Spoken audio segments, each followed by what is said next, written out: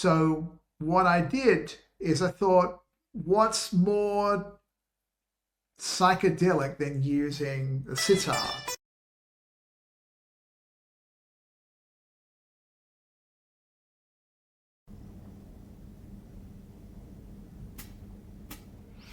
Hi guys, Damien here. I thought I'd show you what I did as far as prepping the MP3 mix for the most recent backing track I did for HitTrax, which is Am The Walrus by the Beatles. Now, what can be said about this absolute monster of a psychedelic rock classic?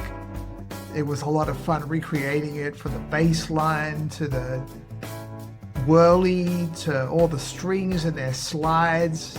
No, it was that much fun. So I went with a whirly. I did a bit of research and I found that John Lennon was using the Hohner pianet, but I found a whirly did a much better job at recreating the sound from the original song. I used that Hofner bass from Easy Bass, which I used on the Daisies track, rock standard guitar for the guitar, and Session Strings Pro 2 for the strings. And I set up key switches to do things like sustains and staccato, portamento, which is all the slides, and all that stuff, and even a bit of tremolo right at the end. And I used a drum kit from the Legacy of Rock SDX from TuneTrack. Let's get to it. Okay, so here is the session for Am The Walrus. So quite a lot going on, as you can see. So let's go through each track as I normally do.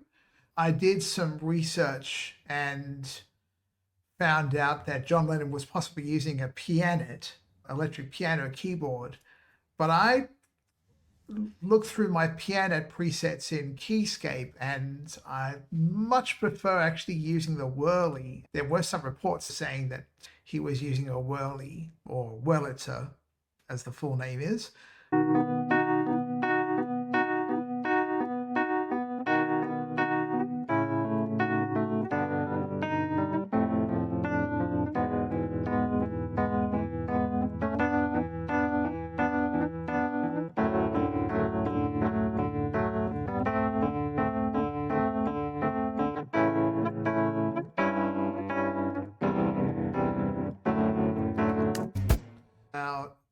Hofner bass from Easy Bass on track 2. Let's take it from here.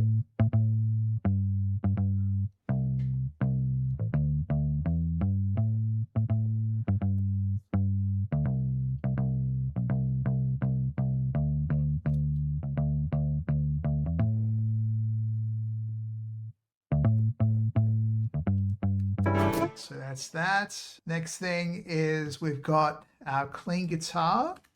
Let's find where that comes in, and I'll show you that. This is the rock standard Orange Tree Samples library, which I've used a lot.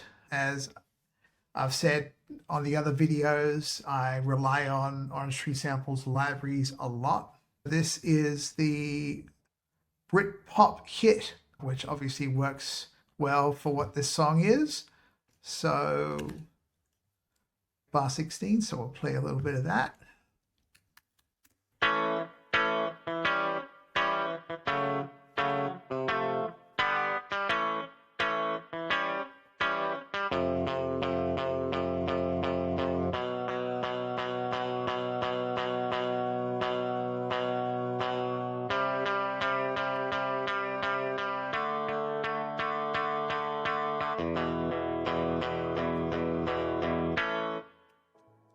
Okay, so that's a really great sounding guitar library.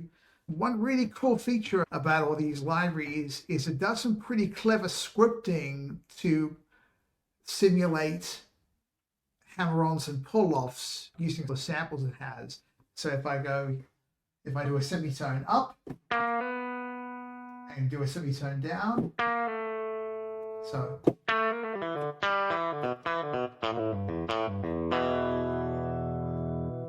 Next thing is choir R's. Pretty obvious what this is doing. It's doing all the R's in the chorus. Here's that.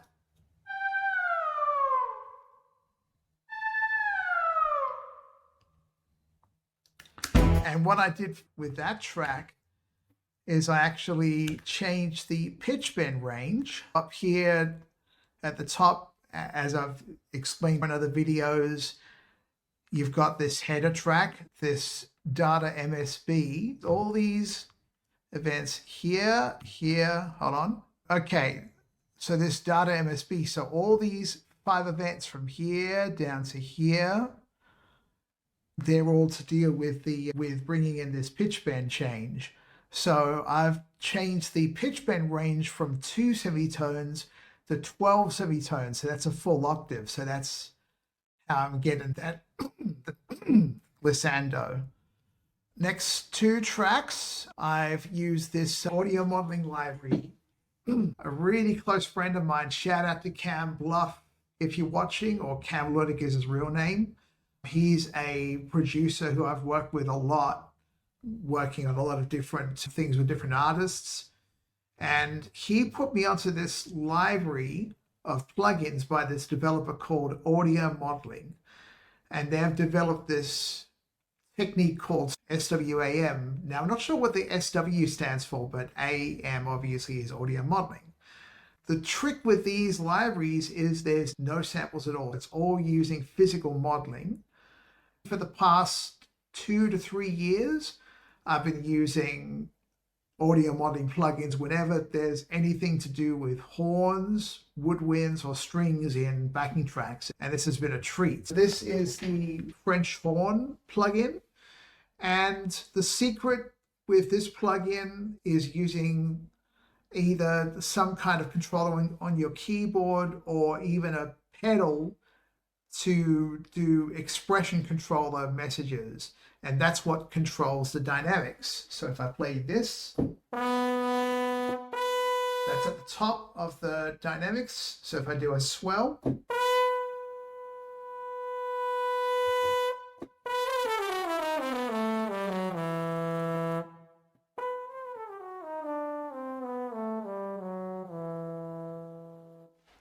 okay, so where's a good example of that being used? Let's go. Let's go.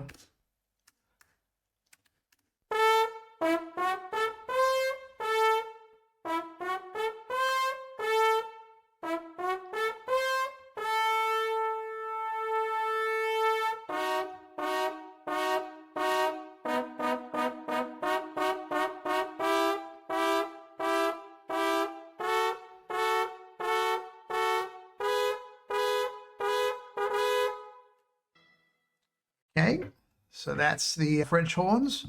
Now we're on to the strings. And so this is a track stack I've set up in Logic. A track stack is where it basically is an easier way to set up a bus and send all the tracks to that bus. So when you select multiple tracks and create a track stack out of them, then all those tracks now have a bus assigned to them, and you can control the volume of all the tracks in the track stack by using this particular part here where it says sum 1, and I can pull up and down the volume as need be. So strings, I'm using the Session Strings Pro 2 library from Native Instruments.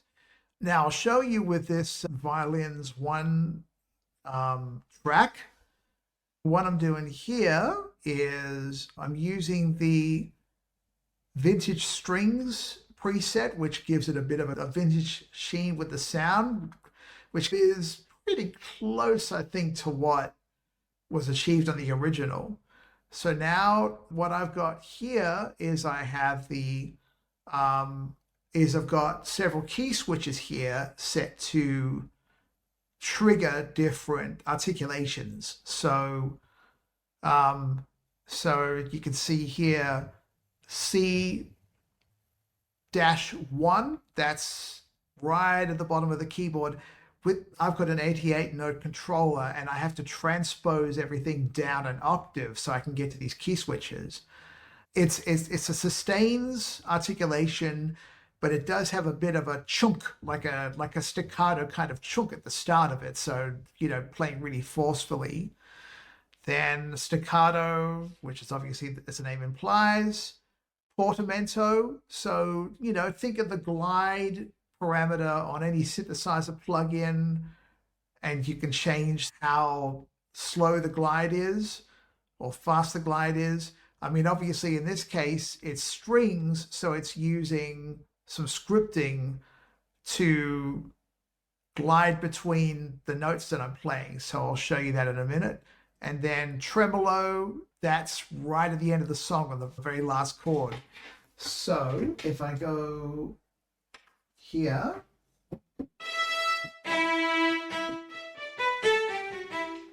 so this C-1 is the accented.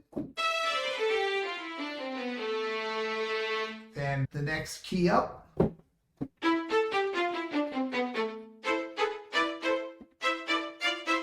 Then portamento. Then tremolo. So that's how that works. So I've set up pretty much identical key switches for all the 4 tracks: violins 1, violins 2, violas, and cellos. So obviously you're going to hear the portamento used a lot in this. Next thing is we've got the drums, but we'll talk about that in a minute. But this track here, as I said up the top, there's that section in the middle, just that little 1 bar before the strings come in with that famous gliding part before the bridge. Now, obviously in the GM world, you can't recreate the same sound because it's using a lot of tape manipulation that the Beatles were known for in the late 60s. So what I did is I thought, what's more psychedelic than using the sitar? So last thing to talk about is the drum. For the kit, I'm using the Legacy of Rock SDX from Superior Driver 3. And this is such a great sounding library of kind of late 60s, early 70s style, really open drums. So here's a little taste.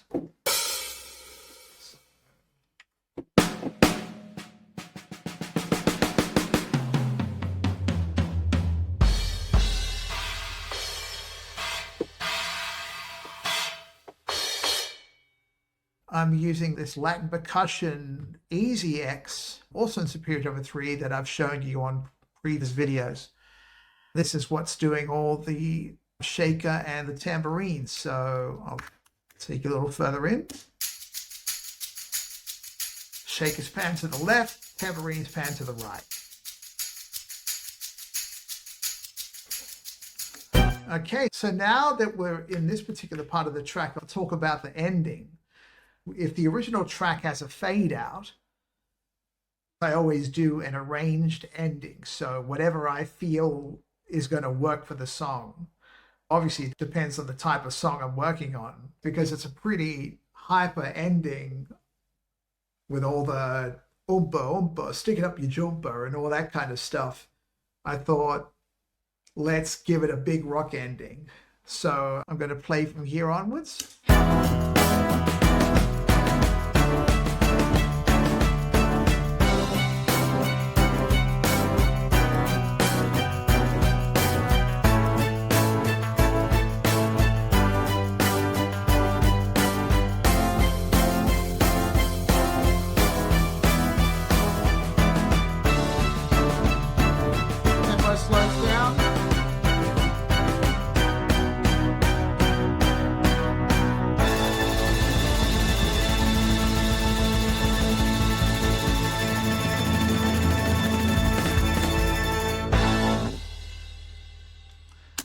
So what I do with a big rock ending like this, I still think in bars and beats, even though it's a free time ending and everyone's going crazy and stuff. I still think, okay, I'm starting on a beat and that last chord is going to end on a beat. So I'll play the ending again and just watch for the bars and beats. I'll zoom in so you can see what I'm talking about.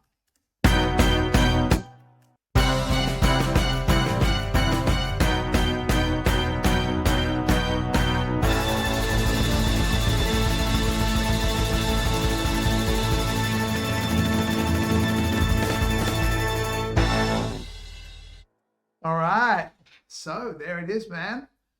Had a lot of fun working on the track. What a song to work on. Leave a comment, leave a like, and please buy the MIDI file or the MP3 backing track from HitTrax. And I'll see you in the next go around.